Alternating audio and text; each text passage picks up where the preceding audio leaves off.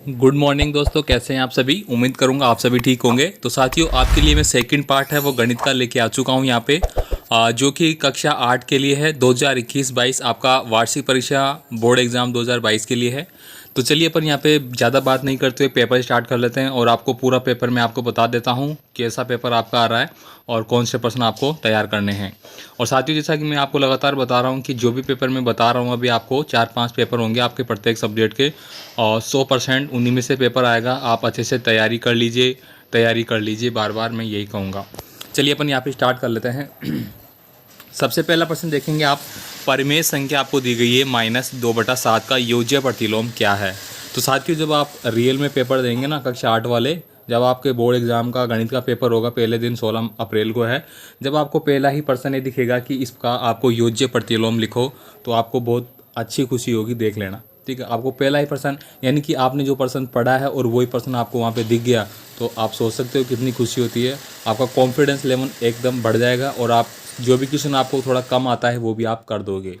चलिए, मैं ज़्यादा आपको बात नहीं करूँगा, चलिए अब बात कर लेते हैं प्रश्न के बारे में। तो इसका योज्य प्रतिलोम क्या है, ये वाला हो गया। उल्टा की बात की गई यहाँ पे। इसके बाद देखिए यहाँ पे व्यंजन आपको दिया गया है 5x² y। अब यहाँ पे ये फिर से कट गया, पता नहीं कहाँ पे कट गया है। इसका व्यंजन आपको पूछा गया है क्या होगा, तो ये किसके तुल्य होगा ये पूछा गया है शायद। तो यहाँ पे अब पता नहीं चल रहा क्या आंसर होगा, इसको एक बार छोड़ते हैं। आगे देखिए यहाँ पे सम चतुर्भुज का गुणधर्म नहीं है। अब कोई भी सम चतुर्भुज है, मान लीजिए ये एक चतुर्भुज है समान, बिल्कुल, इसका गुणधर्म क्या क्या है। प्रत्येक भुजा समान होती है, बिल्कुल सही बात है। विकर्ण समान होते हैं, देखते हैं क्या होता है। विकर्ण परस्पर समद्विभाजित करते हैं। विकर्ण परस्पर लंबवत होते हैं। अब सम चतुर्भुज की बात की गई, यहाँ पे मैं एक सम चतुर्भुज मैंने ये बना लिया, ठीक है। अब यहाँ पे अपन बात करते हैं सबसे पहले विकर्ण के बारे में। अगर मैं ये ऐसे विकर्ण डालता हूँ तो ये विकर्ण इसको दो भागों में डिवाइड करता है, ठीक है। तो विकर्ण परस्पर लंबवत, तो लंबवत तो होता नहीं, लंबवत तो ये होगा तब होगा, ऐसा ऐसा तो होता नहीं। विकर्ण परस्पर समद्विबाहुज होते हैं, यानी कि दो भागों में डिवाइड करते हैं। विकर्ण समान होते हैं। तो अगर विकर्ण की बात करें तो ये विकर्ण इसमें भी काउंट होता है और इसमें भी काउंट होगा, इस त्रिभुज में भी काउंट होगा, ठीक है, और इस वाले त्रिभुज में भी ये काउंट होगा, इस वाले में भी। तो यहाँ पे कहीं ना कहीं ये बात आपकी सही लग रही है। बाकी एक बार आप पढ़े। एक पासे को फेंकने पर सम संख्या आने की प्रायिकता बताइए। अब साथियों, पासे में कितने अंक होते हैं, 6 अंक होते हैं।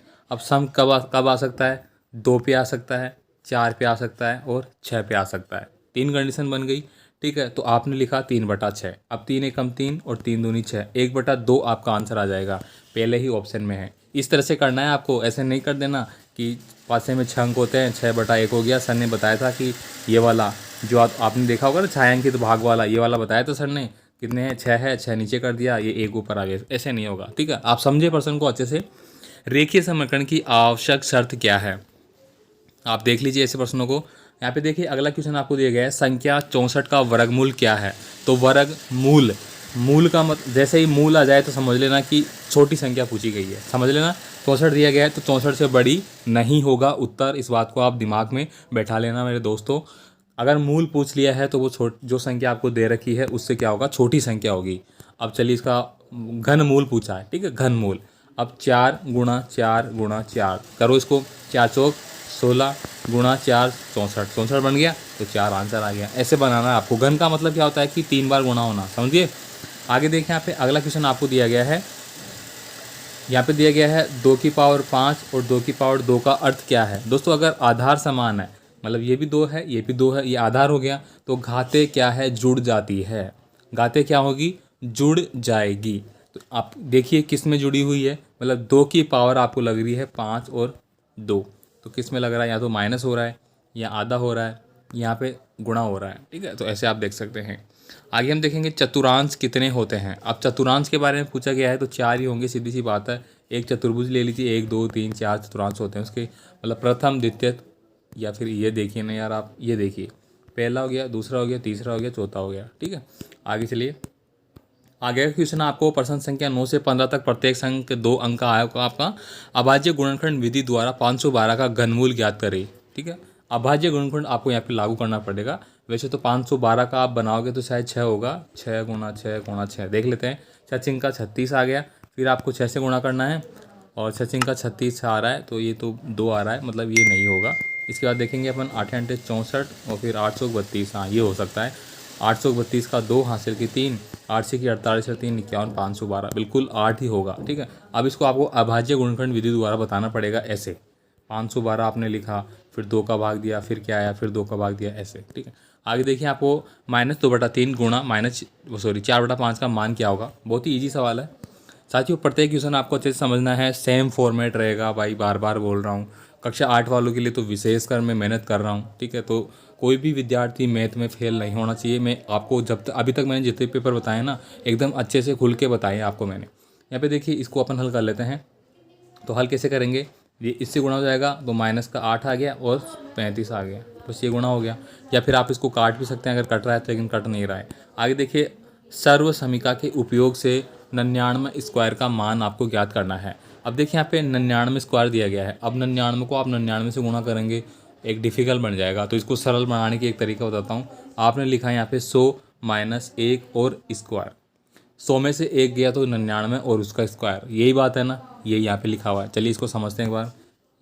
यहाँ पे बता देता हूँ मैं। तो आपने लिखा 100 - 1, इसका पूरे का आपने स्क्वायर लिख लिया। अब इसका क्या फॉर्मूला बन गया, 100 को 100 से गुणा करेंगे। तो इसको तो आप आराम से करते हैं, 100 ऑलरेडी है तो 2 जीरो और लग गई, -1 है, 1 का स्क्वायर 1 होता है, फिर -100 आ जाएगा यहाँ पे। ठीक है, ये बन गया आपका यहाँ पे। अब यहाँ पे देखिए माइनस का 1 और ये माइनस का क्या है, 1 है और ये 100 है। तो ये दोनों का के जुड़ जाएंगे, तो जुड़ के माइनस का रह जाएगा। तो माइनस का 101 बन गया। अब इसमें 101 माइनस कर लो तो कितना आ गया, मतलब यहाँ पे आ गई 10 में से 1 गया तो 9 में से 10 में से 1 गया तो 9। यहाँ पे कितना बच गया, 9, 9 का 9। यहाँ पे कितना बच गया, फिर यहाँ पे भी 9 बच जाएगा, फिर यहाँ पे भी 9, 9 9 9 9 आ जाएंगे आपका आंसर। ठीक है, आगे देखिए, आगे क्वेश्चन है, निम्न आकृति में आपको अज्ञात कोण x का मान ज्ञात करना है। चलिए ये बात करते हैं कैसे होगा। तो यहाँ पे देखिए एक चतुर्भुज दिया गया है आपको। सबसे पहले तो मैं बात करूँ तो चतुर्भुज के चारों कोणों का योग कितना होता है, 360 डिग्री का होता है। ठीक है, अब आप यहाँ पे जोड़ेंगे, 130 आपको दिया गया है, 120 आपको दिया गया है और 50 आपको दिया गया है। तो 0, 5 और 3 8 और 2 10 का 0 हासिल की 1, 1 2 3 कितना हो गया 300।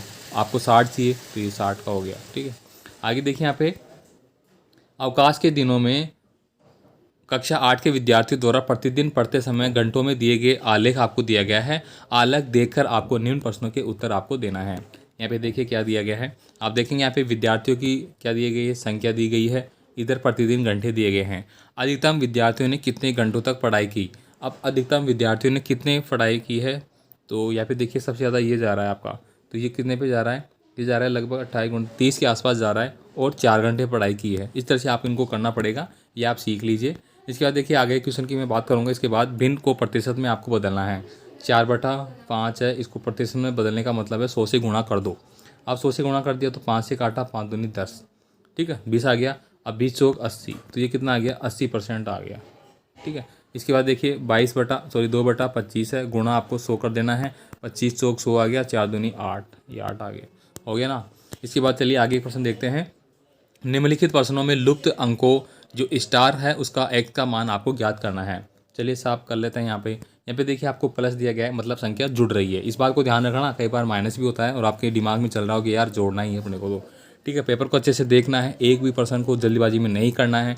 ठीक है, आराम से करना है, पास होंगे आप, 100% पास होंगे, बहुत अच्छे नंबर आएंगे। यहाँ पे देखिए अशोक सर आपके साथ हैं। ठीक है, अब यहाँ पे 8 दिया गया है और 5, 8 और 5 कितने होते हैं, 13।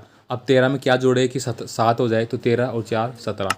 तो 8 4 12, 5 17 का 7 हासिल की 1। अब यहाँ पे 1 है, 9 और 2 11 हो गया, बाकी के 1 हासिल की है, 13 हो गया। अब कितने आने चाहिए यहाँ पे, 3। तो 3 9 और 3 12, 13 14 15, नहीं 4 आना चाहिए। यहाँ पे 16 बनाना है आपको, बस देख लेना है।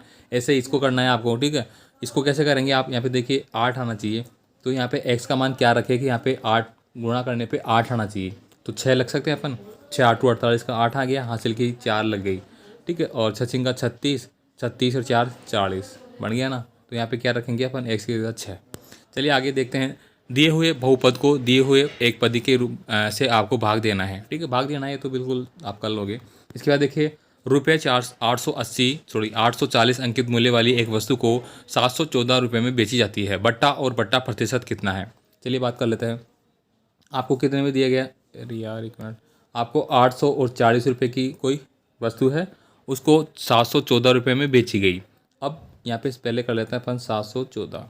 देखिए ये 10 में से 4 गए तो 6 बच गया, यहाँ पे 4 है ना, तो यहाँ पे बच गया 3, 3 में से 1 गया तो 2, और यहाँ पे कितने बच के उधार लिया था ना अपन ने इधर से, तो 8 का 8 ही है, 126। अब 126 का आपको बटा है वो ज्ञात कर लेना है इसके रेस्पेक्ट में, ठीक है। यानी कि 840 का 126 है वो कितना परसेंट है। चलिए आगे देखते हैं, या थोड़ा सा अलग भी कर सकते हैं। आपके बुक में जो मेथड दे रखा है -2/11, -5/11, -7/11, -9/11 को संख्या रेखा पर आपको निरूपित करना है, ठीक है। तो आपको देखिए -2, -7 ये कैसे करना है, ये मान लीजिए यहाँ पे है। अब माइनस की संख्या है तो माइनस का 2 लिख लिया, फिर माइनस का 5, फिर माइनस का 7, फिर माइनस का 11, फिर माइनस का 11, 9 माइनस के 9/11, फिर माइनस की 13/11, ऐसे ये चल रही है एक क्रम, ठीक है। आगे देखिए 2 पूर्ण संख्याओं का अंतर 66 है। यदि उनमें से 2/5 का अनुपात है, यदि उनमें 2/5 का अनुपात हो तो संख्या ज्ञात करना है। मान लीजिए कि कोई संख्याएँ हैं, उनका अनुपात कितना है 2/5, मतलब x और x, इनका अंतर आपको दिया गया है कितना है 66 है। तो ये माइनस कर लेना है आपको, और यहाँ पे आपको लिख देना है 66/1, ठीक है। अब आपको इसको क्या करना है, माइनस है तो इसको प्लस मान लीजिए, उधर ही ले जाते हैं अपन। 1 मिनट यार, 2/5x अंतर है यहाँ पे, तो इसको बराबर में अपन ने 66 कर लिया। अब आपको इसको क्या करना है, गुणा करना है इससे, फिर इसका भाग देना है, संख्याएं आ जाएगी। आगे देखिए यदि दी गई आकृति समांतर चतुर्भुज PQRS का परिमाप ज्ञात करना है तो कैसे करेंगे। इसके बाद देखिए 22 नंबर का क्वेश्चन है, आपको 12A - 9AB + 5B - 3 में से ये है तो वो घटाना है। आपको घटा दो, आप लेंगे, आपको लिख लेना है 12A - 9AB + 5B - 3 लिख लिया। अब सेकंड वाला भी आपको ऐसे कैसे लिखना है, 4A - 7AB + 3B और +12, ये आपने लिख लिया। अब यहाँ पे देखिए आपको या तो A वाली संख्या को काटना है या फिर B वाली संख्या को काटना है। सबसे पहले तो अपन क्या करेंगे, माइनस करेंगे इसका, तभी कटेगा ना।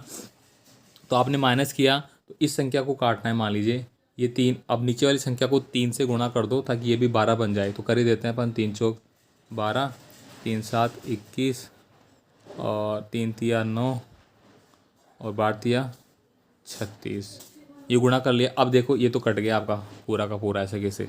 अब यहाँ पे देखिए 21, ये क्या है माइनस का है, और ये भी माइनस का है, तो इनको जोड़ दीजिए तो माइनस का 30 A और B बन गया, ठीक है। ऐसे आपको कर लेना है, ठीक है, समझ गए आप। या फिर आप इसको भी काट सकते हैं, इसको भी काट सकते हैं, कोई सा भी मेथड आप यूज़ कर सकते हैं। खुशबू कार द्वारा जयपुर से उदयपुर जाना चाहती है। यदि कार को 90 किलोमीटर चलाने से 5 लीटर पेट्रोल की आवश्यकता होती है तो 20 लीटर पेट्रोल में कितनी दूरी तय करेगी। अब साथ ही यहाँ पे देख लेते हैं, पहले 1 लीटर की बात कर लेते हैं। 90 में आपने 5 का भाग दिया तो 18×5 = 90, मतलब 1 लीटर में 18 मतलब किलोमीटर वो जा रही है, ठीक है।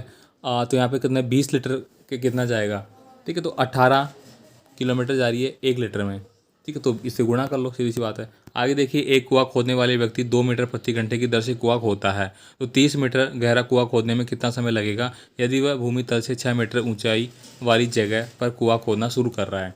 तो अब देखिए कि कुआं खोदने वाला व्यक्ति 2 मीटर प्रति घंटे यानी 1 घंटे में, 1 घंटे में वो 2 मीटर खोद रहा है। आपको कितने 30 मीटर खोदना है, 30 मीटर आपको खोदना है तो कितना टाइम लेगा, तो 1/2 × 30 आपने कर दिया, ठीक है। 1/2 × 30 कर दिया तो ये कितना हो गया 15, ठीक है। यानी कि 15 समय लग रहा है आपको। इसके बाद 6 मीटर पहले से है, 15 × 6 = 21 हो गया। इस हिसाब से आपको करना है। यदि देखिए 5,000 रुपये के मूलधन पर 2 वर्ष बाद सुलीन ₹200 साधारण ब्याज देता है तो ब्याज की प्रतिशत आपको ज्ञात करना है, मतलब आपको दर ज्ञात करना है। चलिए दर ज्ञात कर लेते हैं अपन। ब्याज आपको पहले मैं आपको फॉर्मूला बता देता हूँ, फॉर्मूला लिख लीजिए, ब्याज गुणा 100 बटा मूलधन गुणा समय, ठीक है। स्क्रीनशॉट ले लो इसका एक बार। चलिए अब मैं वापस से बता देता हूँ, आपको दर याद करनी है ना। तो यहाँ पे ब्याज आपको दिया गया है 200 रुपये, और आपका 100 ये लग जाएगा यहाँ पे। मूलधन आपको दिया गया है 5,000 रुपये, और उस समय आपका दिया गया है देखिए 2 वर्ष, तो 2 लिख लेना है। 1 2 3, 1 2 3, 2 से काटा आपने और ये कितना आ गया 10, 5 से काटा 2, तो बस 2 आ गई। प्रतिशत कितना आ गया 2% की दर से दिया जा रहा है। तो ये शायद पूरा पेपर हो चुका है आपका, और भी पर्सन अभी तो 2%। यहाँ पे देखिए अमन की आयु, उसके पुत्र की आयु, ये आप कर लेंगे।